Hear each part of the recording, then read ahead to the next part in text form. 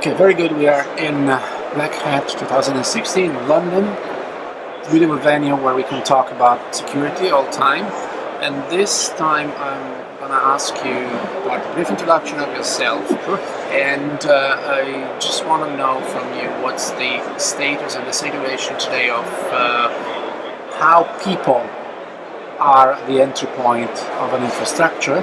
Let's consider that the infrastructure is secure.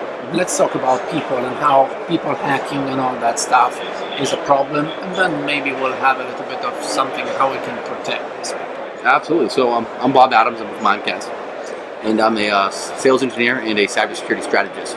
So I focus a lot on specifically the security realm, really the elements of phishing attacks, how attackers are getting in, how they're gathering data, and how they're really using it against you. So what we've really found at Mimecast is there's 4 elements to a successful phishing attack. It's simplicity, it's credibility, it's psychology, and urgency. So that's what's going to really increase the success vector for these attackers to hit the users, which are, we call them the human firewall. Because attackers send a simple email. Too much details, it trips the user up. They're not going to fall for it. Quick, hard-hitting information. There's, again, credibility. They're going to use statistics and the information they know about the company that they can gather. Use your names, maybe the name of your investment plan or who your accounting firm might be. Psychology. There's a lot of psychological tricks in these attacks. Executives to lower-ranking employees, because people inherently want to help. So people and organizations are focusing on the executives oftentimes, which is a good place, but you need to look at really it's a misdirect. End users are the stepping stones or pivots, because 70% of attacks are leading to a secondary target. So what we're doing here is we need to really think users now being manipulated, because that human firewall is flawed, and there's always a sense of urgency to these attacks, because attackers will say, I need it done right now, I can't talk. So those 4 key pieces are going to really be what breaks that human firewall, and that's the biggest gap in the organization. No matter how strong you are, users are going to be the biggest weakness. Which are the areas that you think which are most attacked in terms of people and in terms of company area? Company area, I mean financial, HR, or whatever, and people, which level of people are they attacking? That's a great question. I love that question because it's honestly everywhere and everyone. There's not one company out there that hasn't seen a phishing attack. If you haven't, then someone's already probably in there. But the main hard-hitting areas is going to be places where they can actually either do the most destruction or there's some kind of gain. There's always an end game here. They either want money, so they're hitting financial organizations, banks, credit unions. And in terms of healthcare, hospitals are seeing a huge uptick of these attacks. Because if I can get patient data, or I can encrypt your data, well, that means if I put ransomware on your machine, you now, as a hospital, have actual governmental restrictions that you need to remediate this. Because if you don't, you're now mishandling patient data. You could be facing fines, a lot of different ramifications. So big vectors are banking and healthcare. And in terms of internal to those organizations, it's generally a few key people. It's going to be maybe the CEO, but more often it's someone impersonating the CEO to the CFO. So C-level suite are huge targets, but they're smart. They're not going to target the CIO or the CTO, the technical people. They want people that they can manipulate to get their end game. So financial people for money. They're going to try to hit the controller or the general person in HR. Usually there's a VP of HR that works on maybe the employee benefit plan. Maybe they have the employee tax statements. In the UK, I believe it's a P60 form. US is W2s. So organizations, financial, healthcare, internal to those organizations, CFOs usually, and HR people.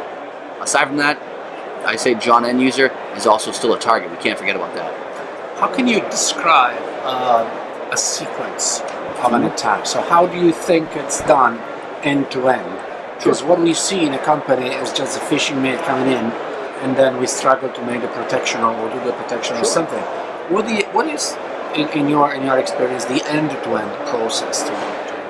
Actually, I call it the anatomy of attack, because generally, phishing is where they're just casting on a broad net, right? They have a bank email and they're just throwing it out there trying to catch a bite. But what's happening is spear phishing. Now attackers are doing a lot of research. So it starts on your company website. I call that their launching pad. They're going to go through your company website and they're going to gain that credible details. Almost every organization has a leadership team, a leadership page. So I know who your CEO is, CFO, and I can figure out your common email format very quickly with a click of a button. So if I know your email format is first initial last name, Well, I'm Bob Adams. That's B Adams at your domain. Now I'm going to verify that data with other tools. So it's a data collection process first, using your website. Then they're going to find financial data. In the US, there's ERISA, which is Employee Retirement Information Security Act. It's data that's required to be public. In the UK, there's a company house website, and every country I've looked at generally has some sort of data that's online.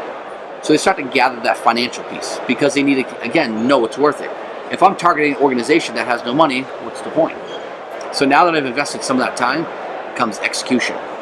They build out that profile, and they start to look at also who you work with, because it's not just about your company, it's the relationship they know you've built, and they can exploit that. So at this point, when they do the execution, they might do a blast phishing email, just trying to get a bite. But if they have a specific end game, they're going to target specific people with well-crafted emails, and they have templates. They have their own templates, even doctoring up fake email chains. So one of the things I could do, I actually have a template myself. When I present phishing analysis to organizations, it takes me 10 find and replace terms. All the data I gathered, I replaced 10 terms, and I've now built out a 3 email chain with authorization from their CFO to take the action I'm telling them to do. So the spear phishing is really the key thing because there's so much to it. It's so well researched and so well executed. Unless you know what to look for, you're likely susceptible.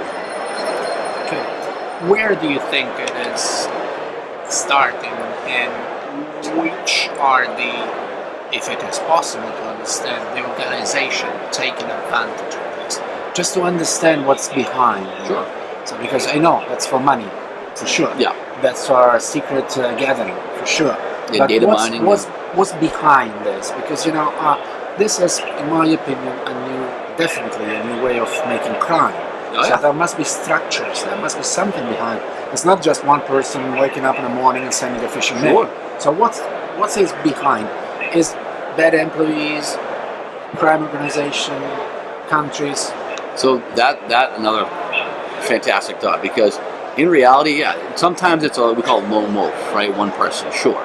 But the motivation behind it could be, ex-employee, but it's groups, right? It's actually become, instead of, SaaS, software as a service, it's now RAS, ransomware as a service. So these attackers are gaining so much money where they actually built their organization chains. They have their friends and hacker groups they work with, and they even have so much that they can actually build out support networks. So if you need help paying them for ransomware, you call them. So it's actually becoming a business model. And depending on where you're looking at, the variety of wire transfers, it's generally about to 79 countries, but a lot of them are focused in Asian and Eastern Europe. So a lot of the banks in Hong Kong actually have seen wire transfers going to those accounts. So localized, these people are everywhere. In terms of the organizations, yeah, they're cyber criminals. And, the hard fact is there are state-sponsored attacks. We can say X country is doing these things, but, the ability to say that and not have ramifications is difficult, but you can speculate. There are countries targeting other countries because they don't like their nuclear missiles program or what have you. So there's a lot of reason behind it, but yeah, they're definitely becoming well organized. It's not just a Nigerian 419 Prince scammer anymore. Attackers have evolved, and again, that's where I always say your products need to evolve faster. What you're saying here is that it's not something that can happen or not happen. We are saying that it will happen in any case. Absolutely. In any company, for every person, it's a crime which is growing and so on. Yes. What do you suggest as an idea for people to just be more strong as people? Sure. One thing I say, think before you click. That's the biggest takeaway. You have to think before you take an action. And the other thing, really, just on that, the cost factor I always bring up, is what's the cost of one attack versus actually paying for the solution that would have stopped it, right? Remediation. Generally, most attacks you're looking, after the fallout, in excess of $1 million in losses, on average. So you want to focus on what that cost is if you don't do it. But in terms of just the main takeaway, again, users have to, think about it. One of the things I actually said in my presentation, it pays to be cautious, it costs to be ignorant, right? You can't afford to ignore that this is a threat, and you can't afford to just assume everything's good and everything's okay. So cost is always a factor, of course. So if you can't implement the right solutions, you still, as an organization, as a public sector, as a person, just be more vigilant, because people are ready to manipulate you every chance they can get. And it's your responsibility to stop it. Do you have finally any example, without saying any name, Sure. where you can describe how it started, what happened, and what was the threat at the end, and what was the problem. A real sample that happened. Yeah, actually, so I'll go deeper on the one I actually showed in the presentation. So they're actually now a Mimecast customer, and if I said who they were, everyone would know them. And it was simple. A target was identified by an attacker, and there was someone actually in HR. And all they said was hi, and they said the person's name, and it was a short name. So instead of Robert, they said Bob. They make it friendly.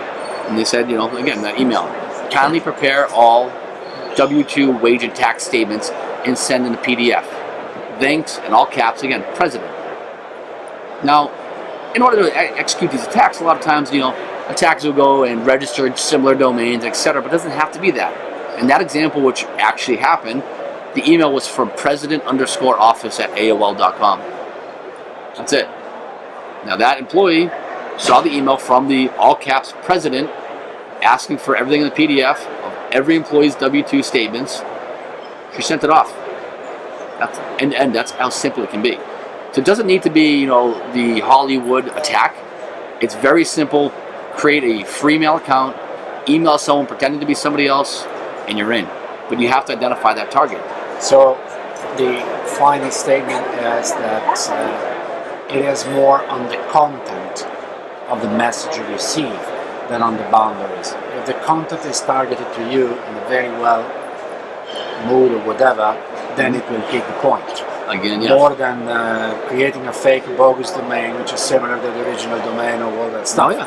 So this is still something that can happen. Oh, absolutely. And again, the four things: simplicity, simple email; credibility, using actual credible information, whether it be people's names or proprietary data that you have in the company; terminology. Again, psychology. How are you going to trick people?